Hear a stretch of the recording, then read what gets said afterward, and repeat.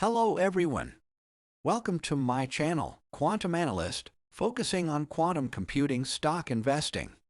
In today's video, I am going to talk about IONQ's recent major shareholder exit, its history and implication. Stay tuned. On June 9, 2023, a Schedule 13D filing was added to IONQ's SEC filing. For viewers who is not familiar with SEC filings, Schedule 13D is a filing that certain individuals or groups are required to submit with the U.S. Securities and Exchange Commission when they acquire a significant ownership stake in a publicly traded company. For example, if someone or a group of people accumulate a certain percentage of a company's shares, usually 5% or more, they must disclose their ownership to the SEC by filing a Schedule 13D. After that, if he or she increases or decreases his ownership by more than 1%, they need to make a filing amendment to disclose the change. The filing is about NEA's interest change in IONQ. It says, the statement is being filed by New Enterprise Associates 3 investment vehicles and their managers. They are referred to as reporting persons.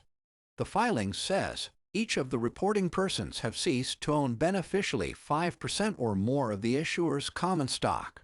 While according to IONQ's proxy document released in April, by the end of March, New Enterprise Associates held about 14.6 million shares, accounting for 7.3% of all the shares outstanding. As New Enterprise Associates didn't disclose its latest holding of IONQ, we don't know its percentage, but it should definitely be below 5%. I checked NEA's website regarding their investment of IONQ. The investment status is historic. On this page, we can also find that the year invested was 2016. So it has been 7 years. From IONQ's website, I found more detail about NEA's investment. In a news release dated July 25, 2017, it says, IONQ today announced completion of a $20 million Series B round led by New Enterprise Associates NEA and GV, formerly Google Ventures. It also says, IONQ has raised approximately $22 million in total, with an earlier $2 million invested by NEA in 2016. This means NEA is not only the first investor of IONQ, but also they participated at least 2 rounds of investing. From SEC filings, we can find NEA's holding change. In order to get a full picture, I searched SEC filings both under IONQ's name and under NEA's name. This table is the combination of related filings. On the filing dated October 21, 2021, it shows NEA held about 29 million shares, accounting for 15.2% of IONQ's outstanding shares.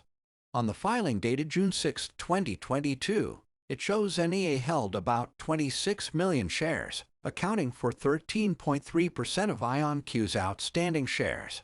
On the filing dated November 16, 2022, NEA says they made a pro-rata distribution of 11,691,864 shares of common stock of the issuer to its general partner and limited partners. After the transaction, their holding was decreased to about 14.6 million shares, which is equivalent to 7.3%. Then it is the latest filing dated June 6, 2023. It says each of the reporting persons have ceased to own beneficially 5% or more of the issuer's common stock. As we mentioned in previous video, 2 prominent venture capital invested IONQ at very early stage. One is NEA, the other one is GV, formerly known as Google Venture. GV invested in 2017 and fully exited in 2022. So, in the past couple of years, IONQ's shareholder structure has had a big change. Venture capitals are leaving. Institutional investors has yet to come, as IONQ is neither in any major index nor profitable. Retail investors' weight has increased significantly. In the future, if IONQ can grow its business, its market capitalization with increase, it may be included into major indices. Institutional investors will increase their stake at IONQ. Hopefully that is what to come. This all for today. Do you have any comments? Please leave them down below. If you like this video, please give me a like and subscribe. Thanks.